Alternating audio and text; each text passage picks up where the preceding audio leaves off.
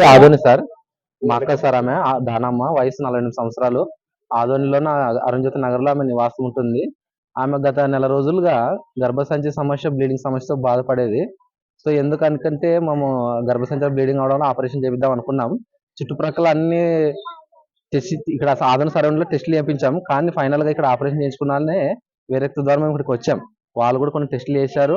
అక్కడ ఏమన్నా టెస్టులు చేసినాక అంత బాగుంది, రేపు సర్జరీ చేద్దామన్నారు. సర్లేండి సార్ అని మేము ప్యాకేజీ మాట్లాడుకున్నాం 50,000కి. ప్యాకేజీ మాట్లాడుకున్నాక సర్లేండి అంటే వాళ్ళు చేస్తామన్నారు. చేశారు, ఆపరేషన్ చేశారు. ఎవరు నేను అడిగాను ఎవరు చేస్తున్నారు సార్ అంటే, మా ఆయన పేరు laparoscope surgeon Anil Kumar sir, gynaecologist Mounika madam ఇద్దరు కలిసి చేస్తామన్నారు. నేనున్నామనంటే సార్ని, మధు సార్ని, కాదు సార్ మనోజ్ సార్ని, కాదు సార్ ఈమెకు కొద్దిగా టుడి ఎక్కువ తీసాం కదా సార్, మరి పరిస్థితి ఎట్లా ఉందంటే ఏమన్నా కార్డియాలజిస్ట్ కలిసి చెప్పండి సార్ అంటే, ఏం లేదు నేను చెప్పినానంటే అది కన్ఫర్మ్ అయినట్టే, ఆమెకైతే ప్రస్తుతం ఏం ప్రాబ్లం లేదని చెప్పారు. నేను మరలా అడిగాను, సార్ చూడండి ఆమెకి ఏమైనా రిస్క్ ఉంటే మేము పోస్ట్ పోన్ చేసుకుంటాం, ఇంకా ఒక 10 days ఆగిపోద్దామంటే, ఏం లేదు బాబు కాఫౌట్ ఉంది కదా 3 days మెడిసిన్ రాసి రండి అని చెప్పారు. మెడిసిన్ రాసి వచ్చాం, అడ్మిట్ అయ్యాం. 3 days తర్వాత వాళ్ళు ప్లాన్ చేసుకున్నారు మార్నింగ్. ఎవరు gynaecology Mounika madam, laparoscopy Anil Kumar sir ఇద్దరు వచ్చి చేశారు. చేసిన తర్వాత వాళ్ళు మాకేం చెప్పారు, ఆపరేషన్ సక్సెస్ అని చెప్పారు. మేము కూడా సరేలే సార్ అని కలిసి ఐసీయూలో పెట్టారు. ఐసీయూలో పెట్టిన తర్వాత నేను మధ్యాహ్నం వెళ్ళి చూశాను సార్. ఇక్కడ కుడి చేయి బాగా స్వెల్లింగ్ వచ్చింది. నాకు డౌట్ వచ్చింది, సిస్టర్ని అడిగినాను, ఏం సిస్టర్ గారు ఇక్కడ మాకు స్వెల్లింగ్ బాగా వచ్చింది, ఎందుకంటే అదేదో ఇంజక్షన్ పెట్టామండి దాని నుంచి వచ్చిందని చెప్పారు. నాకు అప్పుడే కొద్దిగా ఇబ్బంది పడ్డాను నేను.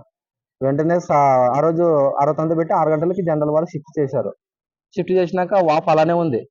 అక్కడ డ్యూటీ డాక్టర్స్ చెప్పాను, ఎందుకు అమ్మాయికు హ్యాండ్ చాలా స్వెల్లింగ్ ఉంది, హ్యాండ్ మూమెంట్ కూడా రైట్ రావడం లేదు, చెప్పండి ఏమైనా సమస్య అంటే, ఏం లేదు మత్తు ఉండడం వల్ల అట్లా చేయి మూమెంట్ ఉండలేకపోతుంది అని చెప్పారు. మేముండి సర్లేండి అని చెప్పాం. నైట్కి వచ్చేసి నైట్ 11 వరకు మేము ఇక్కడే ఉన్నాము. ఇంటికి వెళ్ళాం సార్ మేము. ఆమె ఇంకా సర్లే రెస్ట్ తీసుకున్నాను కలిసి వెళ్ళాం. మార్నింగ్ 5కే నా భార్య ఫోన్ చేసింది, మా అమ్మకు బాగాలేదు, చాలా ఇబ్బంది పడుతుంది, బ్రీతింగ్ కాల్సి. మేము ఇమీడియట్గా వచ్చాం ఇంటి నుంచి. వచ్చిన తర్వాత ఏం సార్ ఎట్లుందంటే కొద్దిగా ఆక్సిజన్ లెవెల్ తగ్గింది, ఆయాసం వస్తుంది, వెంటనే ఐసీయూకి షిఫ్ట్ చేయాలన్నారు. చూడండి సార్ ప్రాబ్లం ఏముందంటే, ప్రాబ్లం అయితే ఉంది, బ్రీతింగ్ తీసుకోవట్లేదు, ఐసీయూలోకి వెళ్దాము అన్నారు. ఐసీయూలోకి తీసుకెళ్లారు. వాళ్ళు ఏం చేశారు మాకు తెలియదు, మనం బయట వాళ్ళ లోన.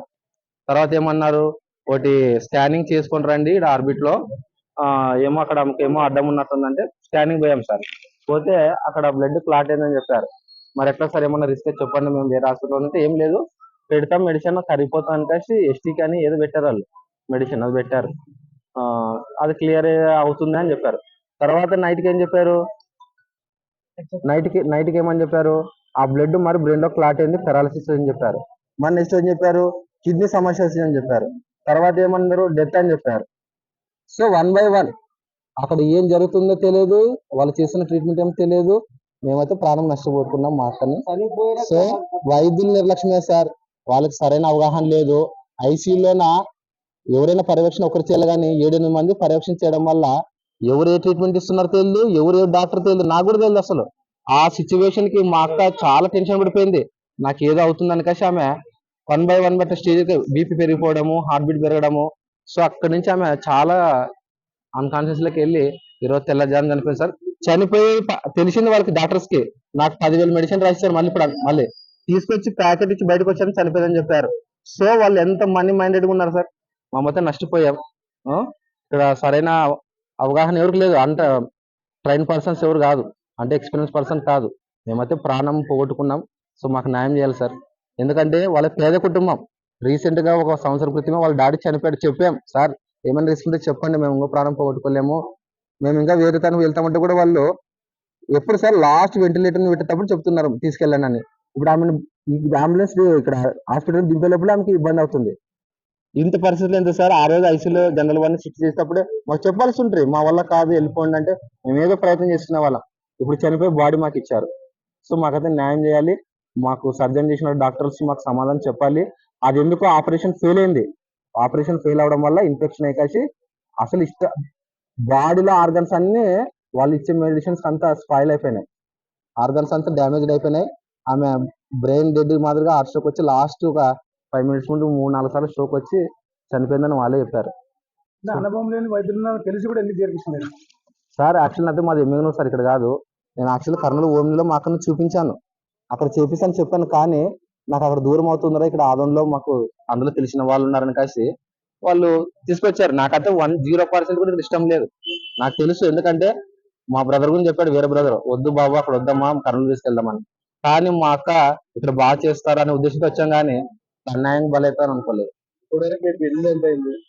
సార్ మెడికల్ ఛార్జ్ 1,80,000 నేనే కట్టినా. Only medicines 1,80,000.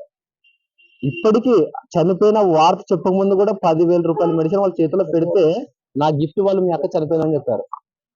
10,000 మెడిసిన్ పెట్టినాను. మరిన్ని వీడియోస్ కోసం ఛానల్ ని సబ్స్క్రైబ్ చేయండి, లేటెస్ట్ అప్డేట్స్ కోసం వాట్సాప్ ఛానల్ ని ఫాలో చేయండి అండ్ లింక్ డిస్క్రిప్షన్ లో ఉంది.